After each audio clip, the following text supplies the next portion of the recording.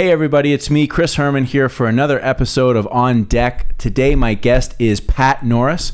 Pat is the Executive Vice President of JDA.media and also a former car guy. So we had a lot to talk about. We talked about the state of the media business in our country and touched on retail, automotive, and music as well. Really enjoyable conversation. I like Pat a lot. So without further ado, here we go. It's Pat Norris.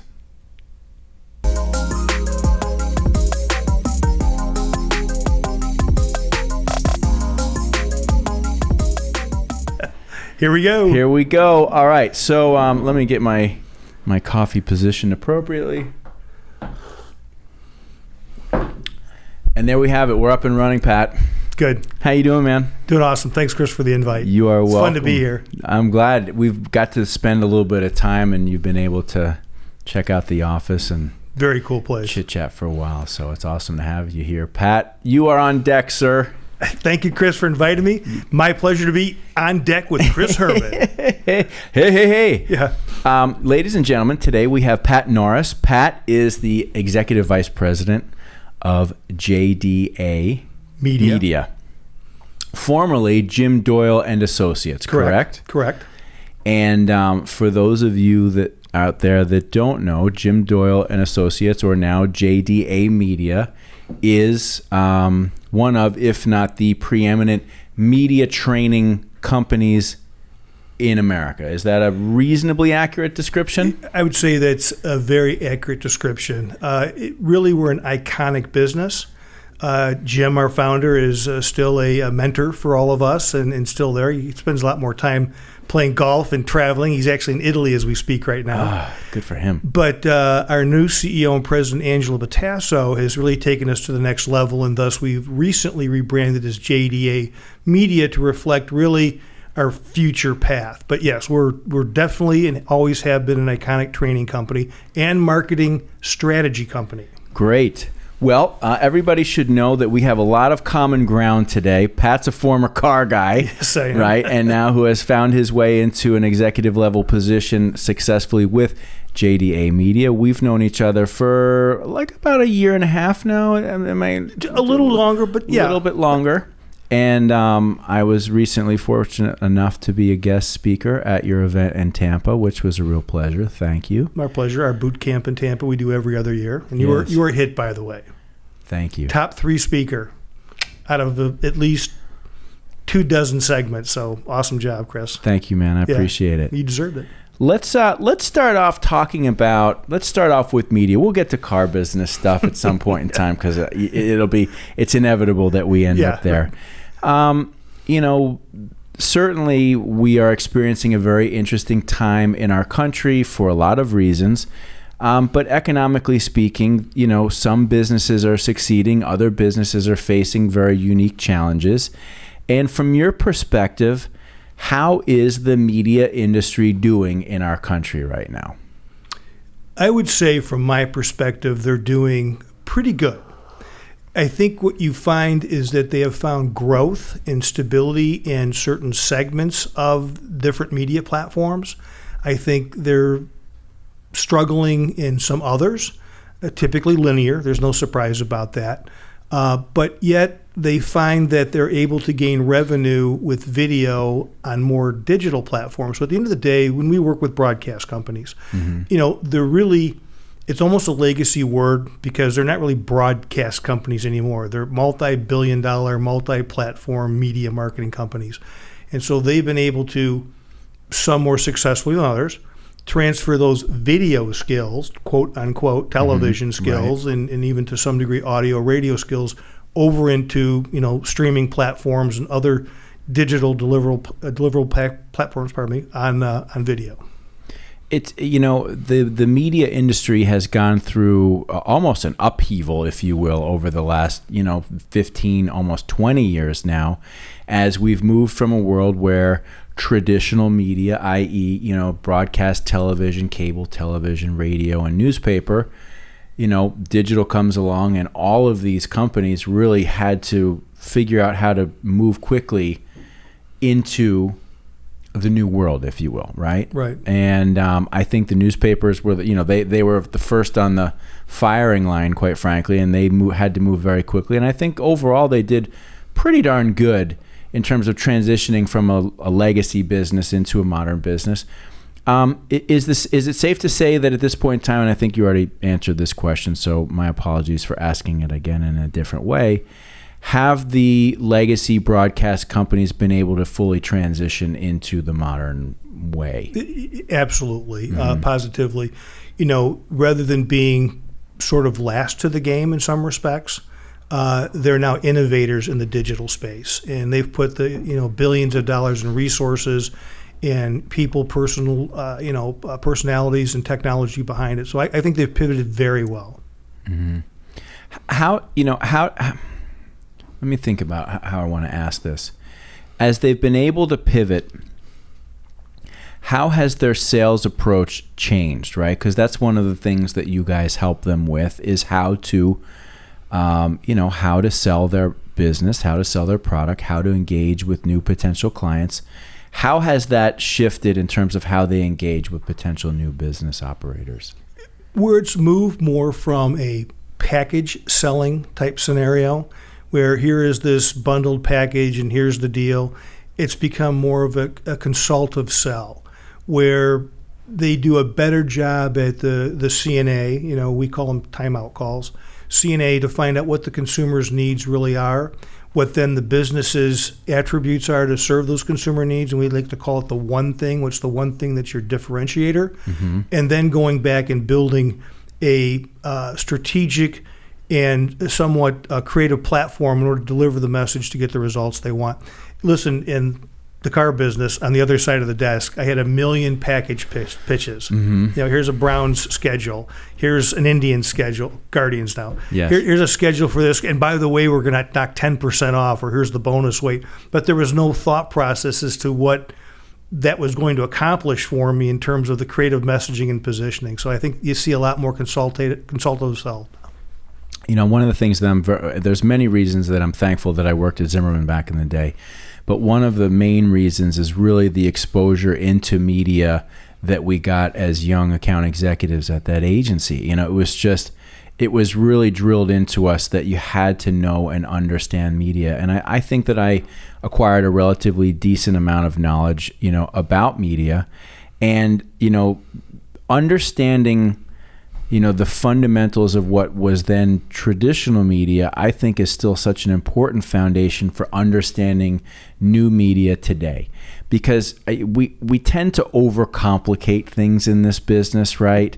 Absolutely. Broadcast television then now it's linear, right? And then you've got OTT, and what does that mean, and why is it called that? And essentially, we're still talking about the delivery of either a video message from one destination to another, right, to one potential audience. You still have the delivery of an audio message from one end to another. The terminology and or final destinations, i.e. whether it is a set-top box, whether it's your home television, whether it's a mobile device, whether it's your laptop, those have changed, but the concept of what we're doing is still the same. And so I'm very thankful that I had the opportunity to really learn about traditional media, because we're still doing the same thing. Who's the intended audience? What's the demographic? How do we get that data? How do we more accurately put this message in front of fewer people? But when I say fewer people, we're hoping that those people are more highly targeted and intenders. And so this media world is like, it's like it's confused itself to death. And I'm all for, let's make it simple. It's video. It's video. And even, I don't even say so much television anymore when I'm out talking to God forbid, advertisers. Right? God forbid. It's video delivered on the multi-screen world that we live in, which could include, of course, your home television set, your laptop, mobile device, etc. But to your point, in terms of overcomplicating things, the terminology, to your point, OTT, okay? You look at your typical, and we deal with mostly small businesses, right? Small business advertisers.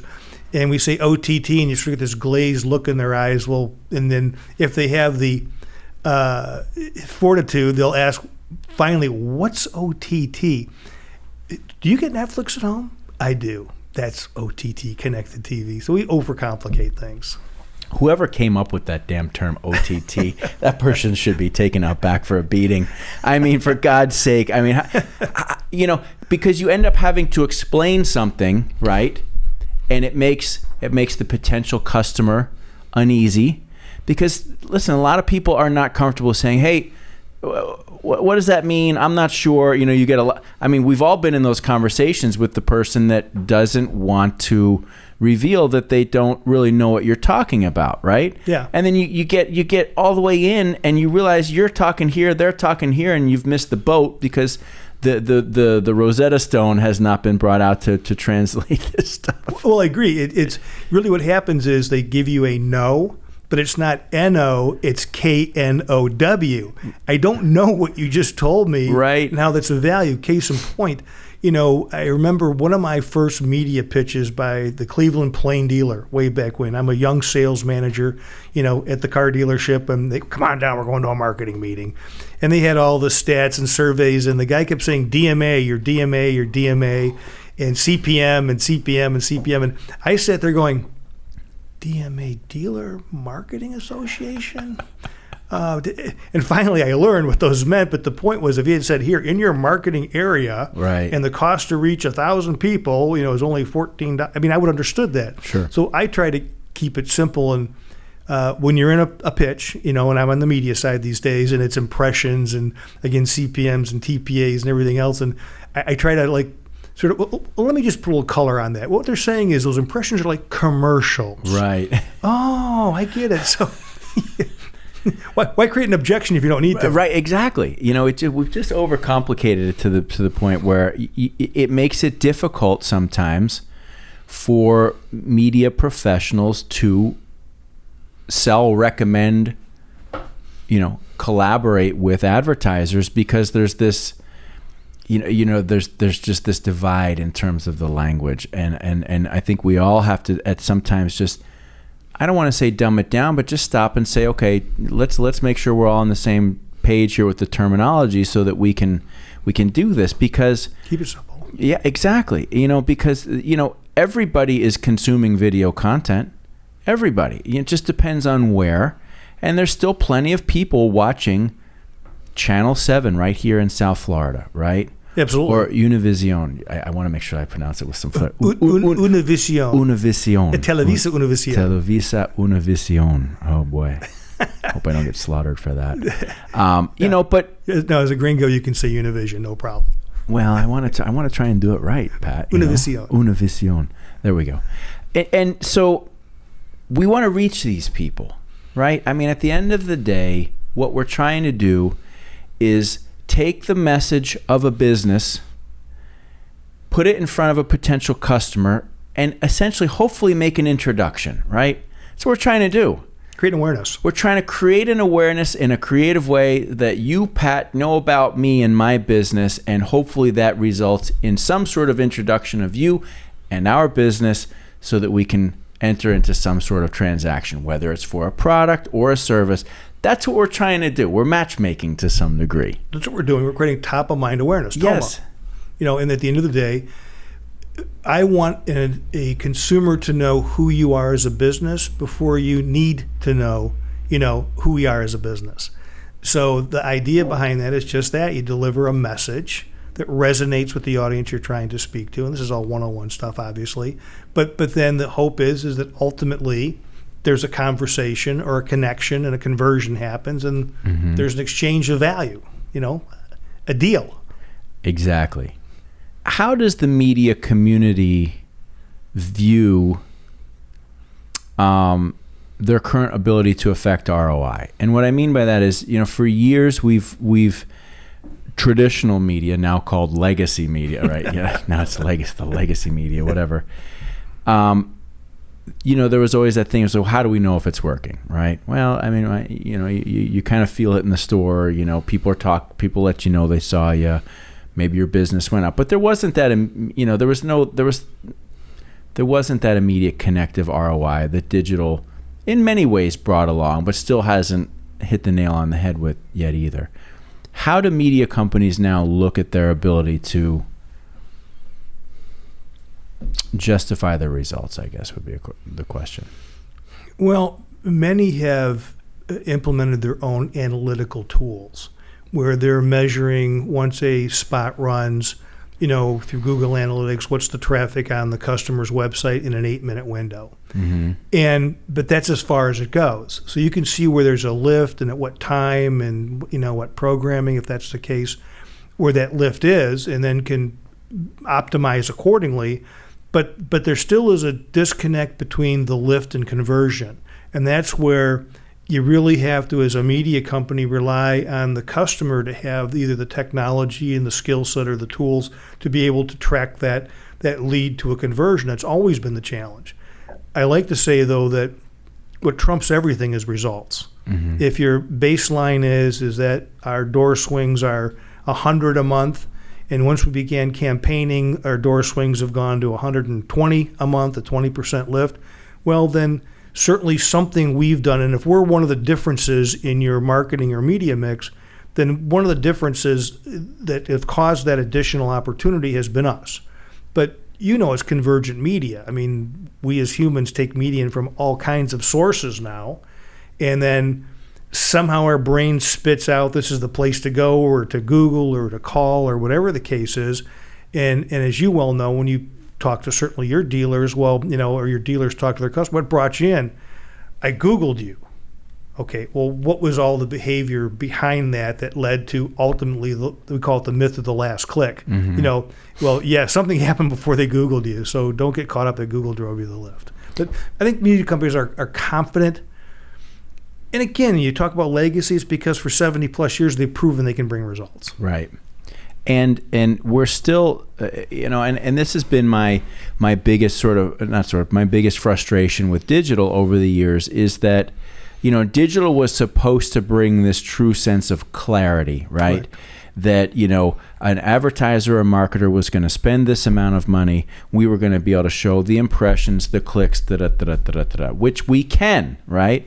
And after years of studying countless, Google Analytics accounts and reports and all that stuff, there is still a level of disconnect between what we spent our money on, the activity that we can see that it generated in the form of clicks to the website or leads, but that connective tissue of we put an ad here, Pat clicked on that ad, came to our website, submitted a lead, and then bought a Chevy Silverado as a result of that. There's still sort of this hazy connection through that process, which is frustrating because that's what everybody is really at the end of the day wanting. And so the digital world still sort of exists a little bit in the same realm as the traditional or legacy world of being able to show to a certain point what they've been able to do. But there's still, as a dealer operator, there's still sort of that, well, did that specifically result in this sale? And it's not always... It's not clear. Right. It's still a bit of a hazy connection. And some of it is because as consumers, we have multiple touch points, regardless of the vertical, before we finally make that step to reach out to the business and become a lead. And of course, the dealer doesn't care about clicks anymore. They care about conversion. But yet, I may have been, in the car example, I may have been on Carfax, Cars.com, Gurus, etc. And I've been on your website. I've hovered over your website. Right. Then I went over and I shopped over here and I shopped over there. And finally, I came back in through one of those portals. I came in on Cars.com. And Cars.com claims the lead. Right. Claim this is ours. But in reality, I was influenced by multiple factors, and that's where it becomes hazy. Mm-hmm. Yeah, and I want to clarify that on as well too. Certainly, any dealer every month looks at their leads into their CRM and identifies this many came from my website, this many came from Auto Trader, and then they see what they sold off that. So I mean, final source or last click lead to sale is yes, you can figure that out. Right. But if it's coming from the website, what drove them into the website, or if they came via Auto Trader, what were the 2 or 3 or 4 or 10 things before that? that influence their behavior. And that's why I've always been a big proponent of that. It's a marketing mix. It's like a recipe of a bunch of different ingredients. You have like core staple stuff, and then you have some seasoning that goes into that deal. Right. And it, you can change it and manipulate it to some degree, but there are basic fundamentals. You need your website to be optimized, and it needs to be a good experience and an easy experience for the customer to utilize. You've got to drive traffic in there via Google. I mean, it used to be the search engines, but I mean, it's Google at this point in time. Sure. Right? You need some social, you need some third party, you need some display and video, right? But all of these things have to sort of work in harmony. And when you sit down and you go through your month-end report and look at stuff, you'll be able to see, well, that did a little bit better this month, but there's still sort of that, it comes down to, did we sell more cars? It results trump everything, right? At the end of the day. And we like to call it at JDA.media tradigital advertising, traditional and digital, tradigital advertising, because in today's world, we feel it's no longer just a traditional strategy or a digital strategy. It's a tradigital strategy with the different components underneath them. And you have to have that mix in order to drive ultimately a behavior for them to go Google you. And no search engine creates demand. No search engine reaches out and grabs you and says, come Chris, come check my business out. Something has to stimulate or serve that demand or interest of that potential consumer to then come and find you specifically versus doing a general search. So at the end of the day, if whatever business you're in, whatever service business, product business, whatever you're in, you have to have a mix of multiple platforms and media to be successful. So it takes that. At this point in time, do you think that the legacy media companies, and I don't even like using that term, but I will just use it, do they understand that? Very much so. Yeah. Very much so. In fact, so much so that, the quote unquote legacy media companies have put more emphasis on the digital side as the way to ultimately make that introduction to the consumer and start that relationship there, and then bring in those traditional elements. They realize that traditional is important. The traditional still, again, drives consumer behavior. It's still, in my opinion, the most powerful influencer of consumer behavior. But since we're all consumers and we all reach to our smartphones in our pocket to find out more information or QR code it or click to call, you've got to have that element. And a lot of times our media companies lead with that element. They understand that today. It's important because there was a period of time where there was sort of a battle for budget, right? Oh, huge. Big battle for budget. And in most cases, the digital companies were winning out because there was a better story about ROI, right? Where now it does seem like the legacy media companies certainly understand the full mix and are perfectly willing and capable to come to the table with a lower cost digital solution like OTT, right? Correct.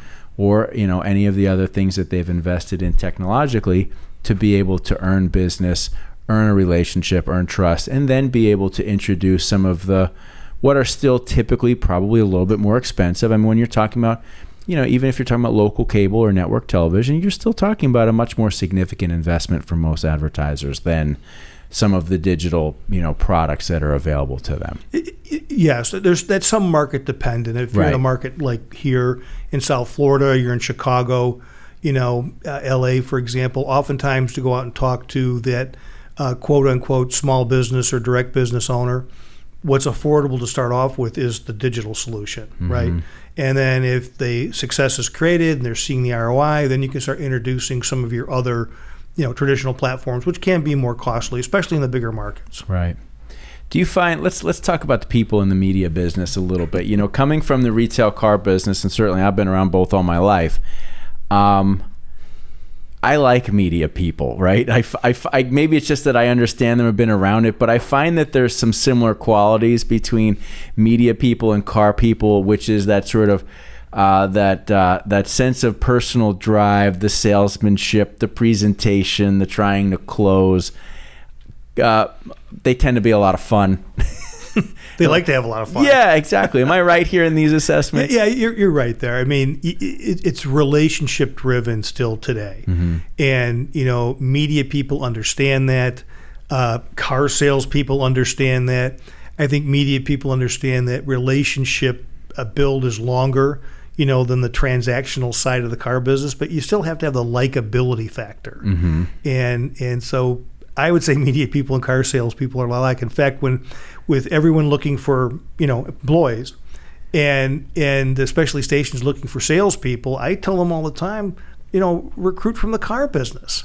Very similar personalities, commission-driven people, Mm-hmm. People that are used to asking for big money. I mean, they're both very similar in both those qualities. They have to have a likability factor to be successful, and they're willing to learn at least basic processes and then wing it from there.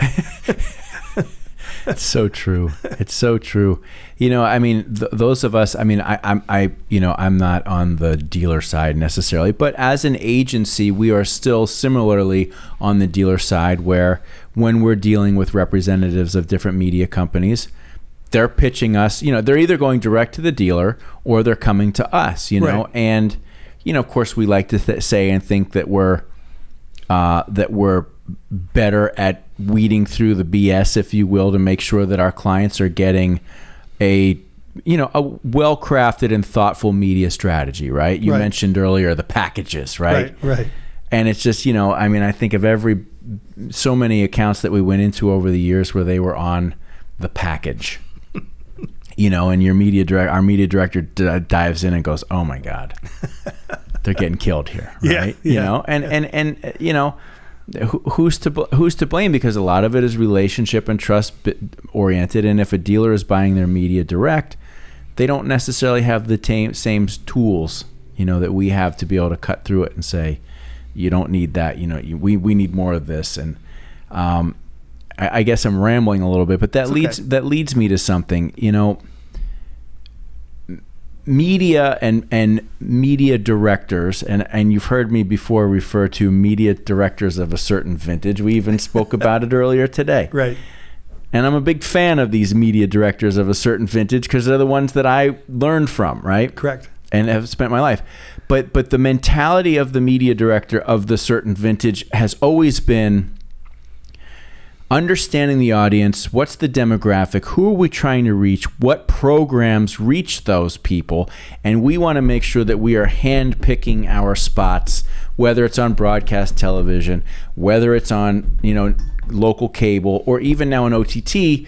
We want to have control over where and when these spots run, right?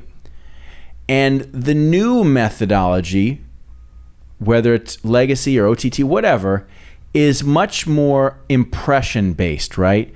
It seems to be the media companies come to us and now are saying, okay, well, we understand we can reach the audience and we are going to scatter these spots around amongst a much larger palette of potential programming. And you have to trust us. It's going to hit where it's supposed to hit. And there seems to be, and this was a question that was asked of me at the conference, right? And there seems to be a little bit of a rub between the traditional old school way of buying media and the way a lot of media companies are presenting media, let's not use the word packages, but schedules that are supposed to reach a chosen audience. Am I highlighting that appropriately? I think so. I understand the vintage media director because they're battle hardened. Yeah. They're battle scarred. They get it. But yes, the legacy piece of it, the traditional piece of it, they have all the research tools that say that if you're watching Ellen, for example, that's going to be a certain audience that skews female with a certain income level and so forth and so on. But it's still not addressable as some of the digital products out there. Impressions are great as long as we're confining them to the right, at least geographical area or a section of the market we want to talk to. And we have deployed the right filters in order to at least have the best shot at being addressable as possible. That might make sense that way? Yes. Case in point. So the danger you get into is with impressions is that if you go back and I sell you 500,000 impressions, but I don't necessarily, with these filters built in, I'm looking for a certain demographic, homeowner, beacon score of 700, whatever it might be.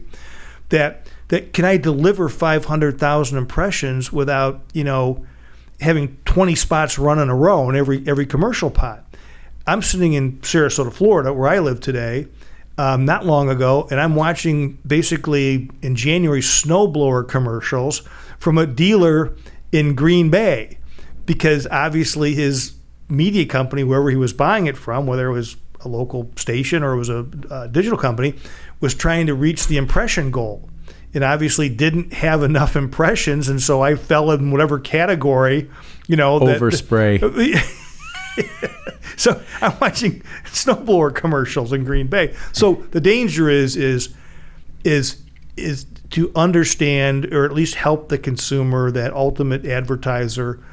Are you getting what you're buying, right? Mm-hmm. And that's what you bring to the table. Certainly, our traditional, or maybe better said, broadcast partners bring to the table. Advertising is getting more addressable, but there's still some spray and pray out there. Well, and I get it from the media company perspective, where it's like, okay, if everybody just wants to be on Fox and CNN, right? There's only so much availability of that Correct. Inventory, right? And after all the years of looking at the manufacturer reports for who watches what, Nissan buyers watch this and Toyota buyers watch that, it's always the same stuff. It was always like Lifetime and USA and ESPN and CNN and Fox and whatever other history, whatever. There was almost always like this similar mix of about 15 networks that all kind of factored in, right? Right. Never mind the fact that at the time there was 50 networks that you could choose from on cable, and everybody wanted to be on the same thing. So if you're the media company, it's like, well, everybody just wants to buy this, but we have all this extra inventory, and particularly now with streaming and all this extra content, it's like inventory ad nauseum at this point in time. There's too much, right? So if you're the media company, how do you equally distribute, right? They have to kind of guide people into a different philosophy of like impression based, because you never know who's watching what when. It's not like people are watching TV just from 5 to 7 p.m. Right. So I get that they're wanting to repackage this from a perspective of it's impression based. We are going to reach your audience, but we're going to reach it in a way that doesn't necessarily fit the legacy style of buying media. Right. But then you get a lot of this overspray, right? And you've got your legacy media directors who are like, listen, I don't give a shit about all this stuff. If I'm not on Fox and if I'm not on this and that from this time period, this buy doesn't mean anything to me. Yeah. And there's like this, this back and forth, and I've just watched it go on, and I'm like, listen, we got to find like a happy medium here, right? Right. There needs to be like, they're going to be this. We come at this way, but there's got to be a middle ground, because it's a relationship at the end of the day. Well, it's a relationship at the end of the day, and you're right. There's inventory ad nauseum today, and to your point, I remember one time in presenting an opportunity to a customer prospect for the station. The guy says, all I'm getting is like 4 commercials and like the 6 to 7 news. I go, well, we do have to deliver news at some point in time. I mean, there's only so many spots available. Right. I mean, we can't do 30 minutes of commercials and 30 minutes of news. So from the traditional standpoint, we believe in focus. Our company preaches this. We believe in focus concentration, okay? Don't go wide, go deep. So from that perspective, focus where that inventory from a traditional standpoint is most likely to reach your target in a meaningful way, and just continue. So we always suggest less, frankly, programs, less days, less weeks, and focus, go deep, not wide. On the other side, to your point, with all of that inventory, for example, on the networks, look, I don't care what you sell or what doctor you are, healthcare, you could reach every single cable watcher on the top 10 networks, regardless of what they are. I mean, it doesn't matter what you sell, who your client is, who your patient is. All you need to be is there. You don't need to be anywhere else. But yet they have all that other inventory that they have available. And then on the digital side, I mean, it's even greater inventory availability out there. It's endless, basically, right? Mm-hmm. So the key is how do we deliver the digital side of it, again, as I said earlier, the right audience that is at least addressable as we can get today. And there has to be a happy medium between that, Univision calls it the 360 solution. A little bit of this in traditional, a little bit of this in digital, a little bit of this over here in streaming, and whether it's audio or video. And they have a lot of other platforms that their community involvement and so forth and so on. So they call it the 360 solution. They rarely go back with just one solution.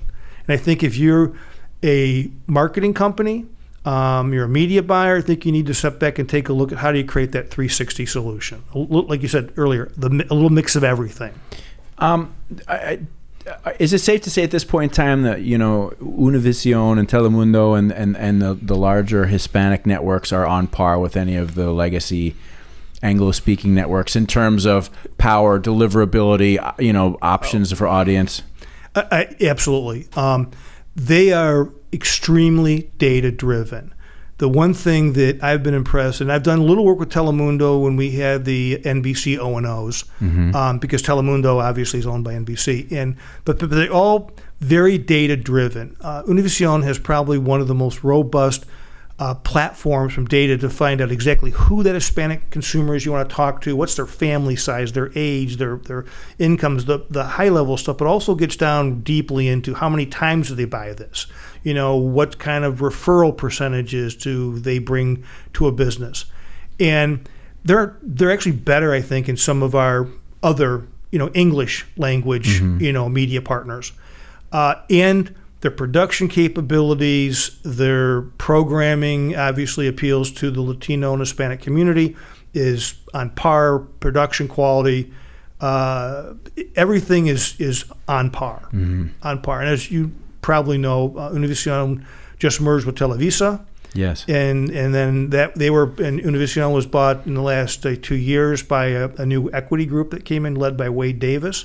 And they're just getting bigger and better all the time. They're now, Univision in particular, Televisa Univision, is now the largest Spanish language media company in the world. Wow. And their ability to produce content is second to none. And I'm not necessarily pitching Univision here, but trying to give you the type of robust competition they are. They've just launched their VIX network, which is basically Netflix for Hispanics. And they've already beat Netflix to the punch because you have two versions, ad-supported, and you have now VIX Plus, subscription supported. And that's going to be a market killer for some perspectives, for those that are bilingual and obviously are Spanish first language people. Fascinating. Yeah. You allude to consolidation, right? We've talked about this a lot in the retail automotive space. Oh, yeah.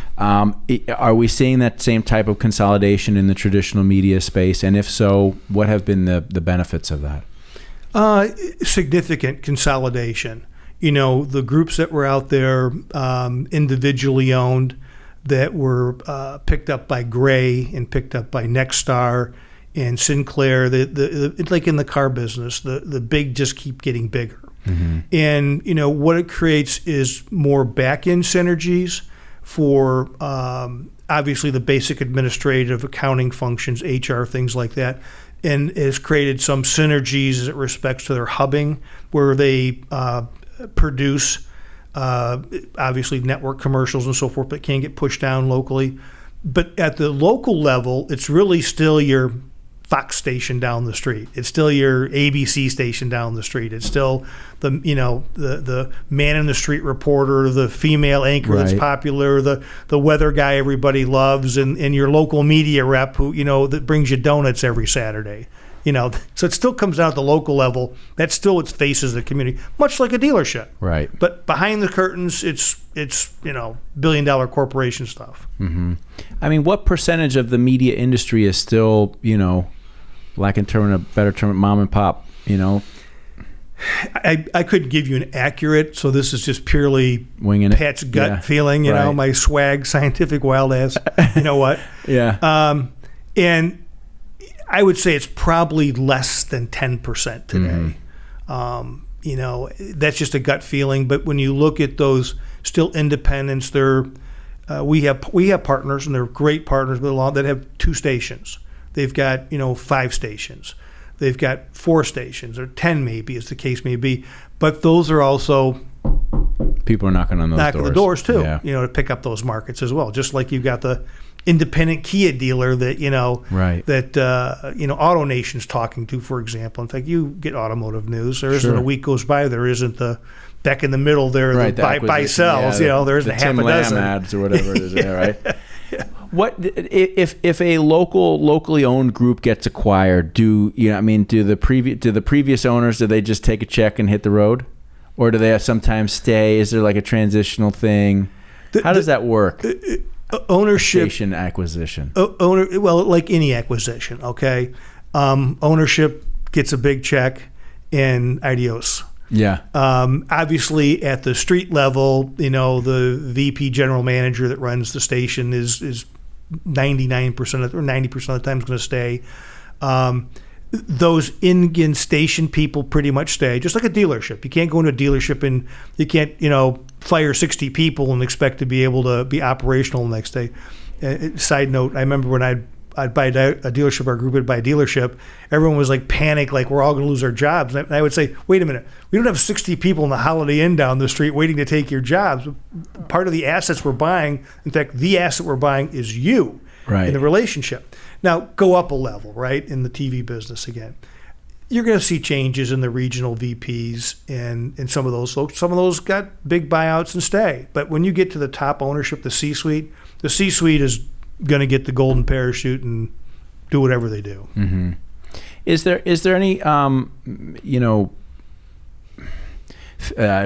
fear or trepidation in the higher levels of the media industry when they look at the amount of content that is generated and created by independent creators, whether it's on TikTok or Instagram or YouTube, that there is the potential to lose grip on the content creation and delivery to the mass audience, when there's all these creators that are developing huge audiences 100% on their own?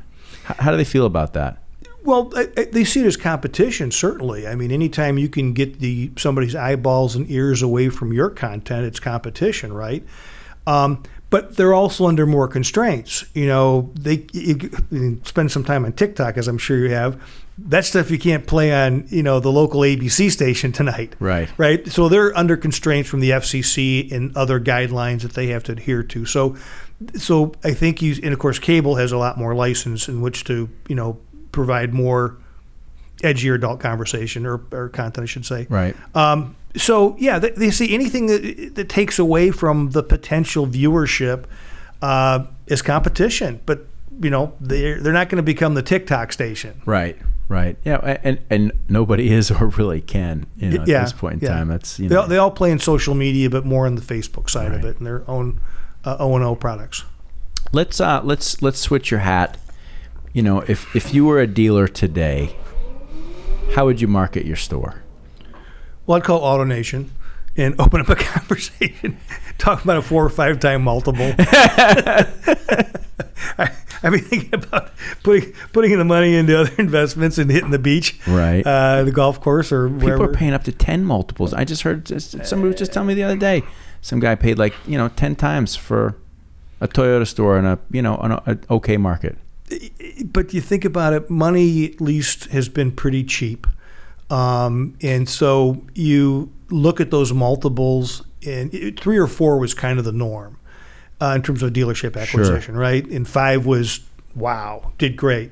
When we sold our Kia store, it was in the 4, almost 4.5 multiple range, really great. But also in sleepy Medina, Ohio, was traditionally, or typically, I should say, in the top 10 in the country. It'd be like, Fusillo, Boca Raton, Phoenix, LA, Medina, Ohio. Yeah.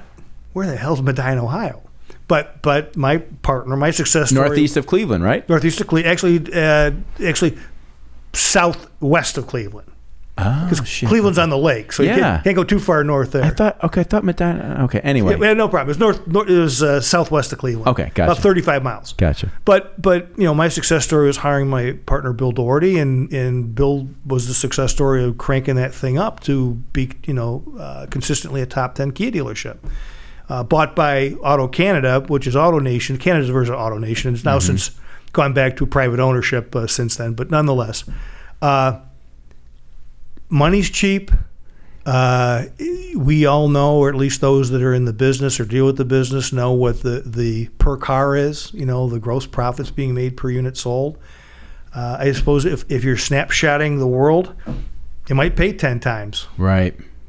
Yeah, well, it's interesting. We're watching, yes, money has been very cheap and overly plentiful. And we've seen a lot of big gains in a lot of areas that over the last period of time, we're seeing that stuff equalize, right? You've got talk of recession and you see what the market's been doing. You look at the crypto market and it's like, oh my God. But I mean, as a non-investment, I don't know that much, but I just know enough to say, you print a shit ton of money, you give a bunch of people basically a bunch of free cash, and they go out and buy a bunch of stuff, right, that they normally wouldn't have been able to buy. They drive the value of it up, and guess what? All things starting to tighten. It's like, well, we got to sell that stuff off, and then poof, the pendulum swings. Yeah, it always does. Bitcoin has gone from 67 back in like October or November. It dropped down to 17,000. 3 days ago. It's yeah. I've had friends who would brag about pound their chest about I'm at like 60,000. Like you should get the Bitcoin. And well, I've got $5 worth of Bitcoin. I think somewhere for to give you a gift card or something. I don't know. Bitcoin certificate. Look at everything water finds its own level, right? Everything equalizes, and it certainly as related to the car business, and the car business is sort of the bellwether for the economy, right? Not discretionary, but big ticket purchase. One of the few things that you're going to put money to fix your car versus buy your car. It's slowing down. I think people are genuinely becoming concerned about a recession.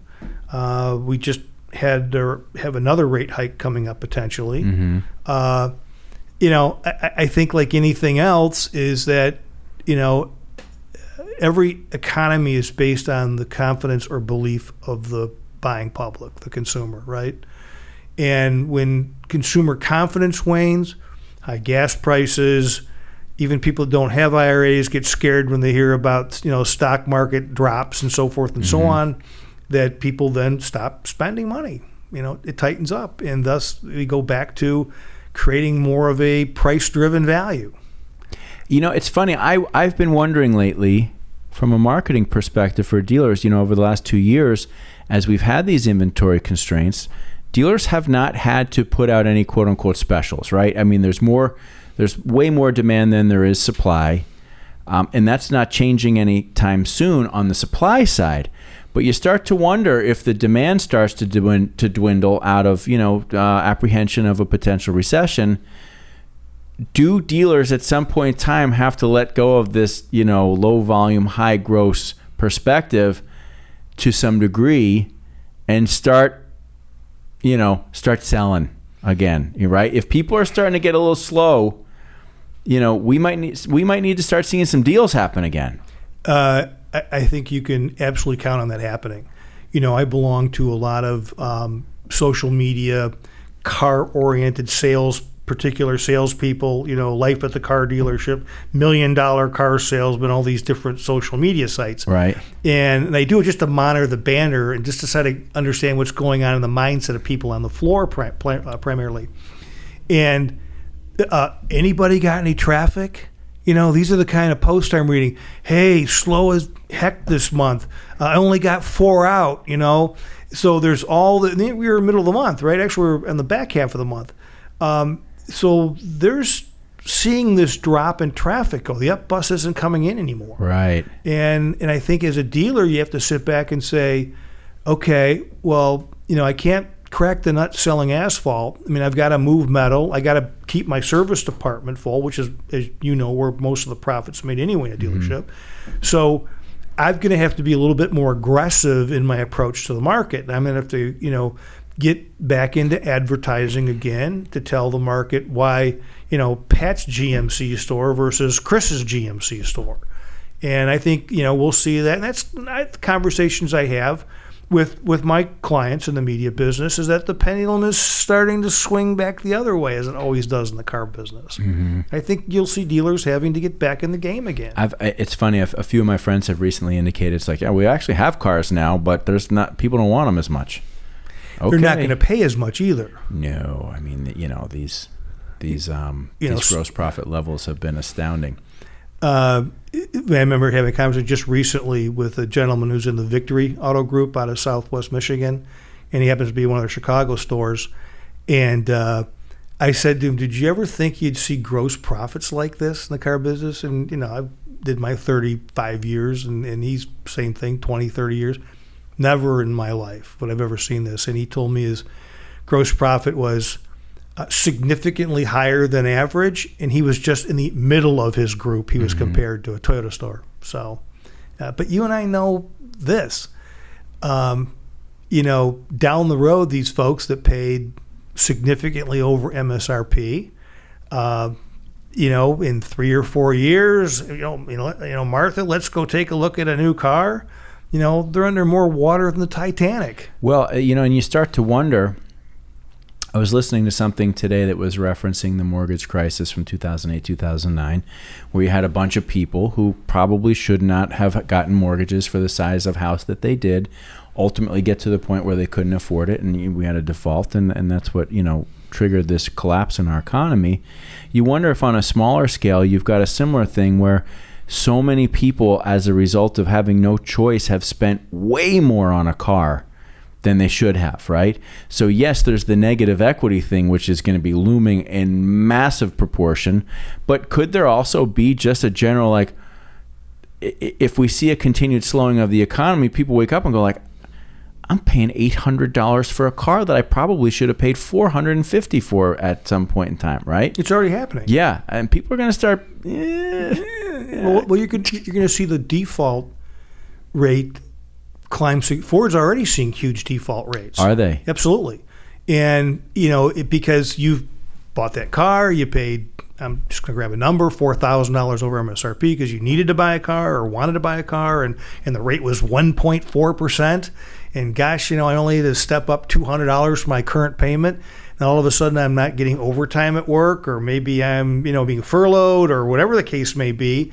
And all of a sudden I'm starting to choke on that $650, $700 a month payment that overtime I was getting, was paying for, and I can't get out of the car. So maybe we just walk away from it, or we certainly don't go buy another one, or we don't go, buy anything of significance. We don't go buy a boat or a motor home or of anything, because we need to pay for our Ford Escort that's out there, or Ford Focus for $650 a month or whatever.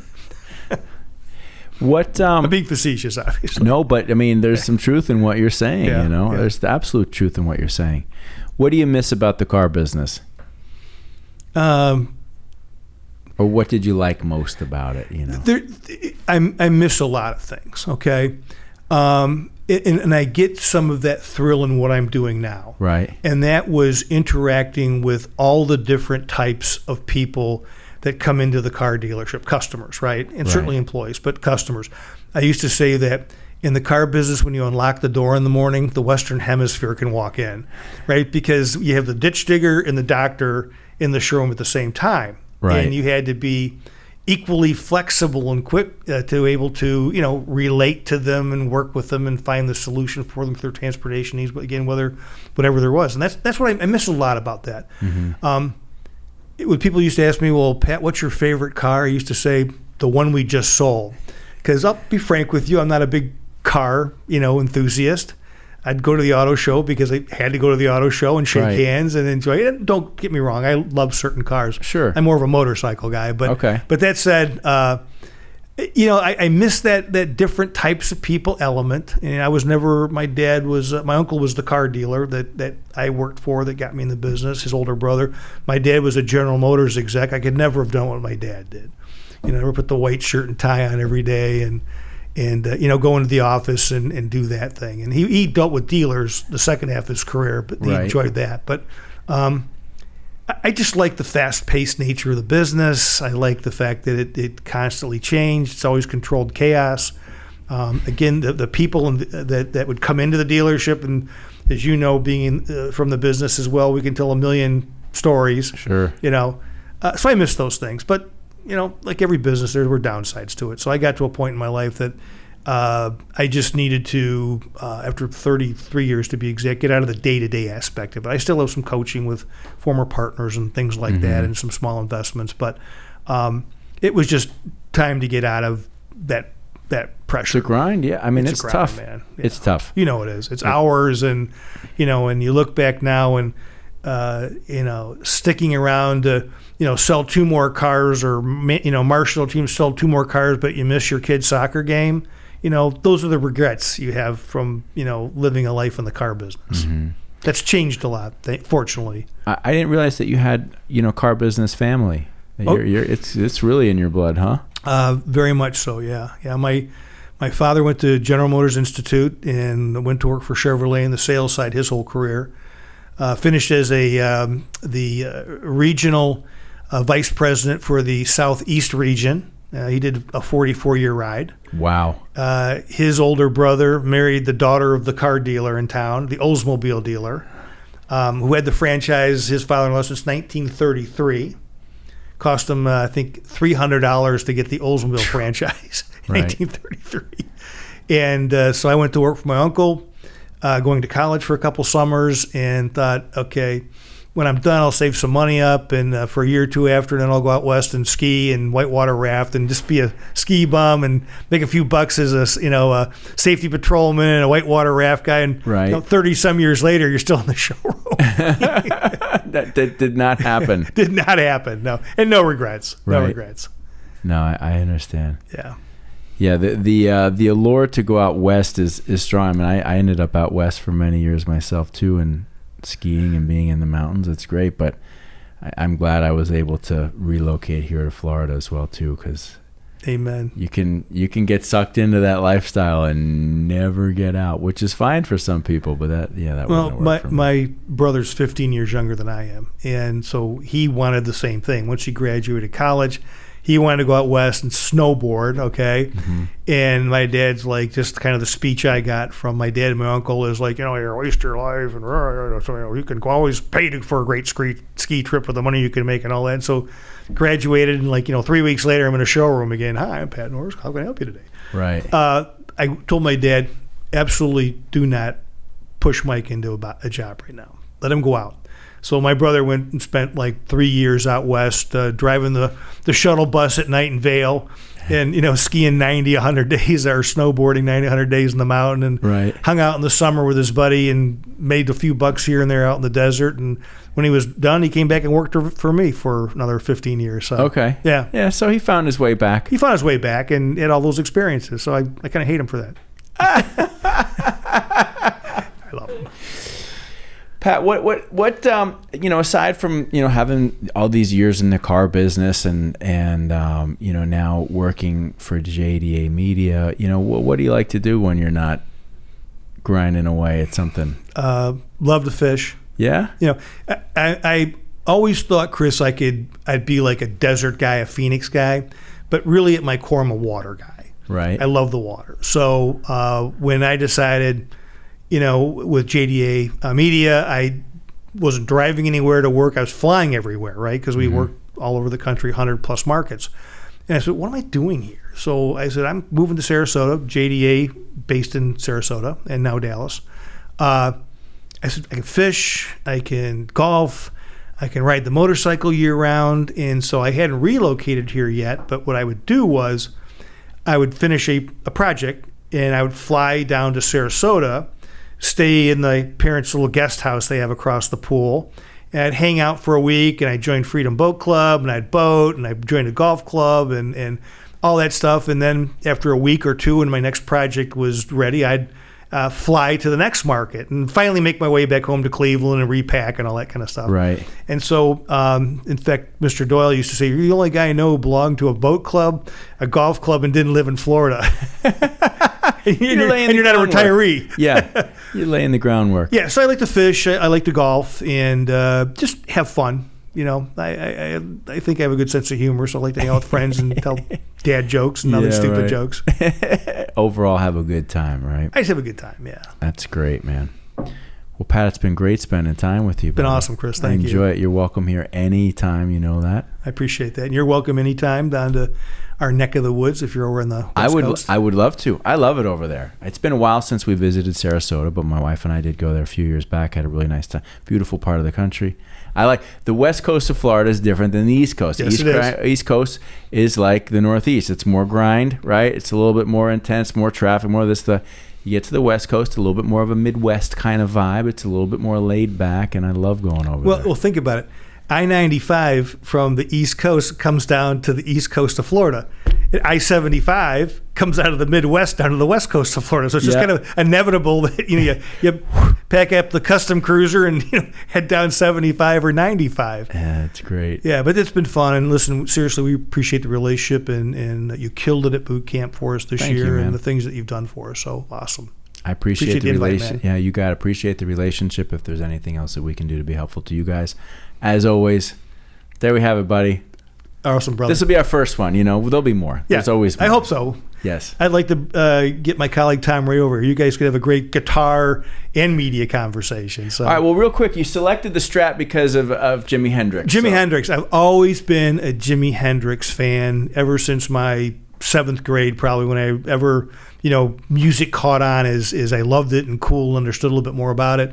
I did play harmonica in my high school cover band. Oh, yeah? Back in the day. I'd say I was more a winger than a guy. Bet that got you a lot of clout.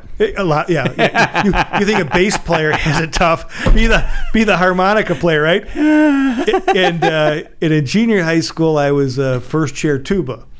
Only because the other tuba player had his cornet repossessed. You hit all the big ones, didn't you? Yeah, he had to play the school tuba. All about the chicks. Yeah. Nothing hotter than the tuba player, right? Nothing hotter than the tuba player. I tell you. That's great. Yeah, but I love Hendrix, man. It's a shame, like many of that sort of era went too early. But it's hard to believe that, his legacy is just so huge and has lived on. He passed away when he was 26 years old, so young, right? And to have that much of an output that has still to this day. And when I listen to Hendrix, I don't feel like I'm listening to a 26-year-old. I mean, God, you listen to some of that work, and it's like you're listening to a very old soul channeling like this crazy psychedelic message of the universe through the electric guitar in a way that nobody else had. Yeah, the guy it was incredible. He was a talent, a savant beyond belief when it came to playing guitar. And correct me if I'm wrong, but didn't he play a left-handed guitar, or strung upside down, or not strung upside down, but strung differently? He was a lefty, right? And there were not a lot of lefty guitars, so he played right-hand guitars. Flipped, but he restrung them. But the strings were done appropriately. The strings were still appropriate. Yes, that's what I thought. Okay. Yeah. There's a guy now, a blues player, his name's Eric Gale, and he, same thing, but he didn't restring it. So he plays, I believe, a right-handed guitar, left-handed, but just completely just flipped over. So everything is upside down, and the guy rips. I don't know how he does it. That's amazing. Yeah. I remember, last little side bit, I remember when Hendrix passed away. I'm pretty sure I was 7th grade. Okay, so I'm dating myself, folks. I remember coming into my humanities class, I believe what they called it. Now I'm sure it's something more politically correct. But and my teacher was crying and had a poster of Hendrix on the chalkboard and told us, the story of Hendrix and, an Army vet and this and that. He was an Army vet at the time, too, out of Vietnam. But at any rate, I'll never forget that, how emotional he was about it. Maybe that's what struck me as being a Hendrix fan ever since those early days. But just to add another little point on here, one thing that I reference from time to time, and I'm going to reference it again, Paul McCartney just turned 80. I know. 80, right? And he's live on stage, looking great, sounding great, playing. You've got Mick Jagger, who I think is 79, Keith 77, Ronnie Wood just turned 75, Jimmy Page is 78 or 79, Robert Plant 75. This class of, in my opinion, unmatched rock and roll musicians, right? The big groundbreakers. The 2 or 3 of each band, Roger and Pete from The Who, you got the Stones. They're all there. They're all basically out still performing. They're all 75 to 80 still out there doing it. You look at Mick Jagger, you could say sometimes he looks a little awkward, the way he moves, but the guy's moving like a maniac. Sure. And he's pushing 80. Absolutely. And I'm like, I hope we get like another 10 years, right? I don't know if we will, but I sort of lament the day when they start, when they're gone from the earth, because then it's like, holy shit, that's the end of a big era. It'll be a loss to humankind. Yes. And certainly for, music in general. Mm-hmm. Yeah, they were the people that really defined what rock and roll was. And if you look at all the other genres of music that have spun off that since then, including even, urban and country to some degree now, more new country, it's never be matched again, I don't think, in time. I don't think so either. And it just goes to show you that, man, if you love what you do and you're like, it brings you joy and you put yourself into it, it'll provide longevity, because none of these guys lived the cleanest, healthiest lives, right? Most of them cleaned up in later days. Exactly. But, yeah. But they put themselves through some pretty good experimentation, some longer than others, and they're still out there lean, mean, doing it. And I love it, man. I think it's great. I think it is too. And suggestion, I love to read, and I'll go from a business book to historical to I love to read about rock and roll. So I read Up and Down with the Rolling Stones, that was written by like Keith Richards, right-hand guy, goes back a couple of years, and those stories. My Appetite for Destruction by Steven Adler from Guns N' Roses. I can't think, My Road to Hell, I think, by Marilyn Manson. Those are all really fascinating stories about how they started, where they went to, what their passions were in life, and in the older ones, how they finally sort of, like Steven Tyler and the rest, sort of cleaned up and are still kicking it out there. Yep. I hope I have that same energy. Yeah, me too, man. I hope so. Well, Chris, thanks again, brother. You got it, Pat. Appreciate it, man. So much. Enjoyed it anytime, okay? Appreciate it. Thanks. All right, thanks again. buddy. Take Bye-bye. care.